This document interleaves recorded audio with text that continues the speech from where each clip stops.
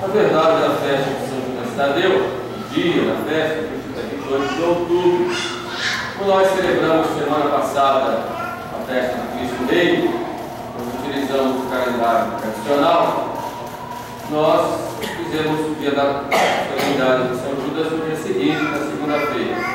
Mas para dar oportunidade a todos a participarem dos festejos, então transferido para hoje, que é também solenidade de todos os santos.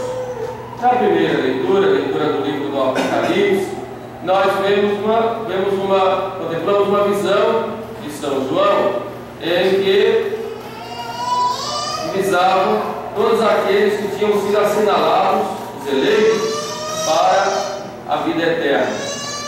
E disse: não façam mal à terra, dizendo, não castiguem a terra, enquanto não forem assinalados aqueles que o desejam assinalar. E coloca lá o número de 144 mil. Alguns, entendendo mal esse número, sobretudo os testemunhos de Jeová, acreditam que vão para o céu apenas 144 mil, porque lá no Apocalipse está escrito 144 mil. Mas na verdade, o mesmo texto que fala o número 144 mil apresenta logo em seguida uma multidão de todas as nações e tribos, de anciãos de toda parte, que se apresentam diante do Cordeiro. Na realidade, não são só 144 mil que vão para o céu, o número é muito maior, mas coloca 144 mil, tirando 12 mil de cada tribo de Judá, aliás, de cada tribo de Israel. Israel aí representa a humanidade, quer dizer, nem todos os homens se salvam, embora Cristo tenha morrido pela salvação de todos. Nem todos se salvam. Por isso, quando Cristo diz, na hora da última ceia, quando fala do seu sangue derramado, ele diz: esse sangue será derramado por vós e por muitos para a remissão dos pecados. É lógico que Cristo derramou o seu sangue por todos, porém, como nem todos se salvam, Jesus Cristo colocou por muitos, porque muitas pessoas vão dizer sim a Jesus, outras dizem não, e esses então não se salvam. Quando mostra o número 144 mil, o número simbólico, significa que nem toda a humanidade vai se salvar, porque nem todos vão aceitar, reconhecer e vão viver como Jesus quer, como Jesus deseja. No Evangelho, nós vemos Jesus então nos dizer o que Ele deseja, o que Ele quer de nós. Sobe a montanha, monte, conhecido já por causa disso de Monte das Bem-aventuranças, e vai expressar quais são as máximas do Evangelho, que são totalmente opostas às máximas do mundo. Ele vai mostrar quem Ele é e como Ele é. Quando Jesus nos ensina as bem-aventuranças, Ele é o primeiro a viver essas bem-aventuranças. E a partir de Cristo, nós vamos viver essas bem-aventuranças e aí vamos ser santos e vamos alcançar a vida eterna. E a vocação à santidade não é vocação apenas para alguns, é uma vocação para todos. O ser de perfeitos, como o vosso Pai Celeste é perfeito, é para todos, não só para alguns. Nós que as bem-aventuranças são para todos. Cristo, primeiro, vive essas bem-aventuranças e nos mostra como viver. E nesse ano da fé, é muito importante termos isso bem claro, porque a fé não é apenas, como disse Santo Padre, na sua primeira catequese sobre a fé, catequese das quartas-feiras, ele disse no dia 17 de outubro, a fé não é apenas a adesão da nossa inteligência a uma ideia ou a uma verdade. Não é apenas algo da nossa inteligência, mas a fé é fruto de um encontro com uma pessoa de Cristo. Então a fé começa quando nós nos encontramos com Deus que se revela para nós em Jesus Cristo, e aí, com esse encontro, tudo passa a ser E se na nossa vida Cristo não fez ou não faz com que algo seja diferente em nós, a partir desse encontro, é sinal que a nossa fé ainda está muito fraquinha, ainda não mudou em nós. Por isso o Papa deseja que o ano da fé seja na realidade o ano de um grande encontro dos membros da igreja com Jesus Cristo, que vai mudar não só o nosso modo de pensar, mas vai transformar nossos gestos, nossas atitudes, vai transformar nossas palavras, vai transformar nosso coração, vai transformar nosso modo de viver. Quando encontramos a Jesus Cristo e passamos a nos configurar com Ele. Então a fé vai nos levar a querermos imitar a Jesus, a viver como Jesus. E o modelo de vida que Jesus nos traça é esse modelo que acabamos de ouvir agora, quando Ele expressa as bem-aventuranças. Começa lá, tradicionalmente, 8 bem-aventuranças, como a gente pensou.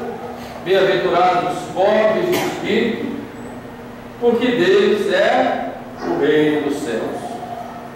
E esse pobre de espírito não é apenas aquele que tem um coração de pobre, mas é mais que isso. E Jesus começa essa pobreza de espírito quando Ele quer ser pobre, mas não apenas pobre material, porque a pobreza de espírito significa um despojamento total de nós mesmos para fazermos a vontade de Deus. Nisso consiste a pobreza do espírito. Então, nesse sentido, eu vou utilizar os bens materiais que Deus me deu, vou usar para a minha santificação, vou apenas administrar os bens materiais, não vou desperdiçar. O que eu tiver a mais, vou dar, não é meu, é dos pobres, vou olhar mais para a pessoa necessitada. O pobre de espírito é uma pessoa despojada, não apenas materialmente, mas despojada de si mesmo, a serviço de Deus e do próximo, a serviço de Deus e dos irmãos. É nesse sentido que Cristo então nos ensina. Somos bem-aventurados e somos pobres de espírito. E Ele já coloca a promessa, não depois, como diz, serão consolados, possuirão a terra, mas Ele diz, bem-aventurados os pobres de espírito, porque deles é, no presente, já agora, o reino dos céus. Então nós possuímos o reino dos céus e vivemos o reino dos céus na sua plenitude quando nós, como Cristo, dizemos, Pai, seja feita a vossa vontade. Não sou eu quem vivo, como diz São Paulo, mas é Cristo quem vive em mim. Bem-aventurados os que choram, porque serão consolados. E esse chorar não é aquele chorar apenas no sentido material, que chora. O próprio Cristo chorou, uma lágrima é conhecida pelos místicos como o sangue da alma.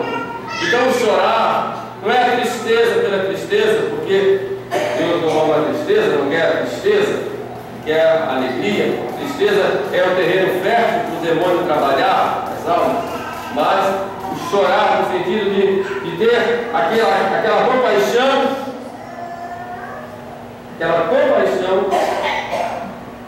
pelo sofrimento da igreja, pelo sofrimento do próximo, sobretudo chorar os nossos pecados, chorar como Cristo chora diante de Jerusalém, ao ver a cidade inteira se perder, chorar como Maria chorou diante da cruz do seu filho, chorar como aquela mulher vai lá na casa de Simão e chora e lava os pés de Jesus, chorando os seus pecados e também com muito amor, lava os pés de Jesus. Chorar como Jesus no Horto das Oliveiras, chorar como Jesus no túmulo de Lázaro, pelas consequências que a morte traz, aliás, que o pecado traz à humanidade. Então, motivos para chorar nós temos. Por isso, se nós choramos, por causa dos nossos pecados, pelos sofrimentos da igreja, pelos maus tratos que Jesus sofre, embora, humanamente falando, dizemos que ele sofre, no sentido material, ele tem um sofrimento, o sofrimento já passou, mas, humanamente falando, nós, pelo pecado, nós maltratamos nosso Senhor, e somos a causa daquele sofrimento que ele teve na sua paixão. E somos, então, diante de tudo isso, nós choramos, não somos bem-aventurados. Mas esse chorar deve nos levar à esperança, uma reconstituição da nossa vida e de trabalharmos por Cristo, para que não haja tantas lágrimas no mundo, principalmente por nossa culpa. Bem-aventurados os mansos, porque possuirão a terra. E aí poderemos desenvolver a virtude da paciência, tão necessária para nós, tão necessária, sobretudo nos dias de hoje, em que as pessoas não gostam de sofrer qualquer contrariedade. Vemos um mundo em que as pessoas desconfiam de tudo, uma grande desconfiança geral, um grande processo que existe na humanidade hoje, e todo mundo vê em torno de si mesmo. Qualquer coisa que contraria, as pessoas logo repudiam isso. Então, bem-aventurados os mansos, quer dizer aqueles que sabem sofrer contrariedades com amor. Esses é que possuem a terra. Os iracundos, os que se enraivecem, os que escudam da virtude da mansidão, esses não possuem nada, nem os próprios, porque se perdem o controle de si mesmos. Bem-aventurados os misericordiosos, porque alcançarão misericórdia.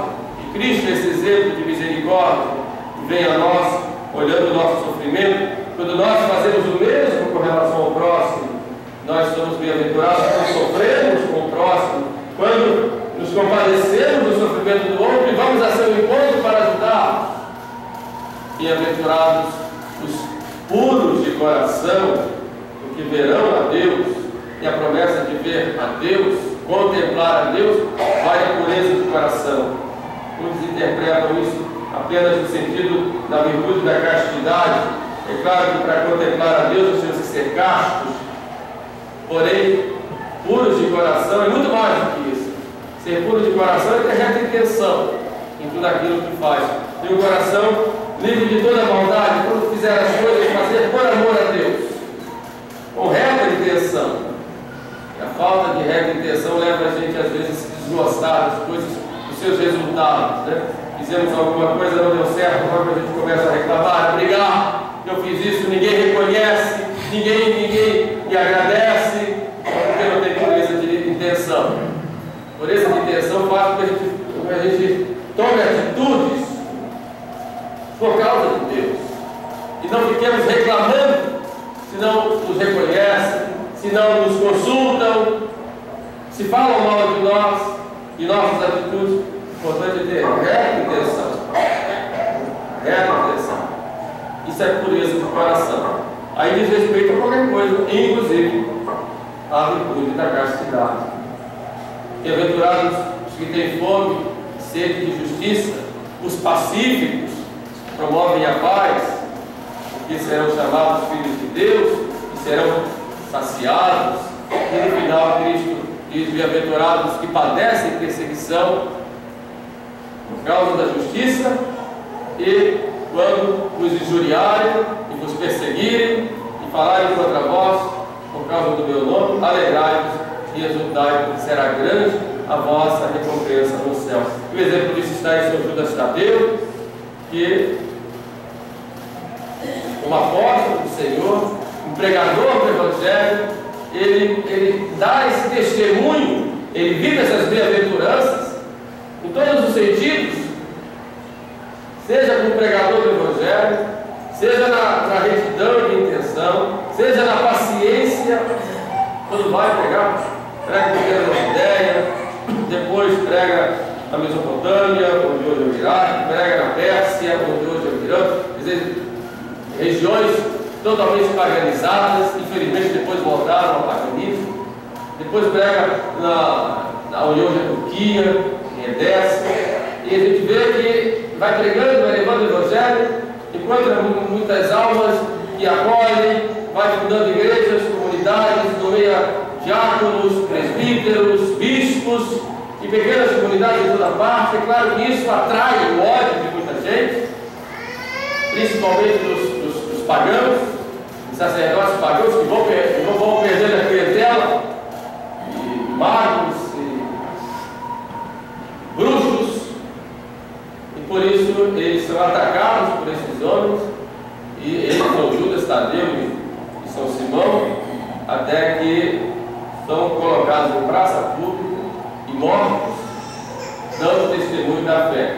Por isso nós vemos São Judas Tadeu com um livro na mão, que representa a palavra de Deus. Claro que naquele tempo não havia livros como nós vimos na imagem, né? Eram os rolos, os pergaminhos, mas o livro aí representa a palavra de Deus. É o grande pregador do Evangelho, fidelidade ao Evangelho. E do outro lado, lado esquerdo, o machado, que foi instrumento da sua morte. Ele, na verdade, foi a pauladas que ele morreu, depois de cortar o pescoço com um machado. Mas representa o testemunho que São Judas Tadeu dá, testemunho da fé, testemunho dessas bem-aventuranças, e testemunho que nós devemos dar hoje. Hoje o machado não é mais como naquela época, mas o machado é quando falam mal de nós, o machado é quando nos ridicularizam, o machado é quando nos chamam de atrasados, de gente de outra época, quando dizem que nós somos fora da realidade. O machado é quando nos chamam de pessoas que aborrecem, pessoas de outro planeta, quando nos zombam de nós. Esse é o machado que eu uso. Eles nos desmoralizam diante da sociedade porque nós queremos viver essas bem-aventuranças do Evangelho. Por outro lado, nós temos que ter muito cuidado e não queremos agradar os bruxos do mundo de hoje. As seduções que o mundo nos oferece, a sedução do poder, a sedução do dinheiro, a sedução dos falsos deuses modernos, da fama, a sedução das vaidades, a sedução do prazer. São grandes seduções do mundo moderno, que são os bruxos de hoje, que atraem, sobretudo, a nossa juventude e nos afastam de Deus. É preferível o machado do que essas seduções dos falsos deuses, dos bruxos da atualidade. Então vamos pedir a São Judas Tadeu, que é esse grande santo e amigo de Jesus, parente de Jesus, a quem Jesus prometeu conceder toda a graça, sobretudo nos casos desesperados, nos casos mais difíceis. Pedir a São Judas Tadeu que interceda por nós e nos dê coragem para, numa mão, levar a palavra de Deus e na outra, o testemunho pela nossa vida, o testemunho da nossa fé. Louvado seja nosso Senhor Jesus Cristo.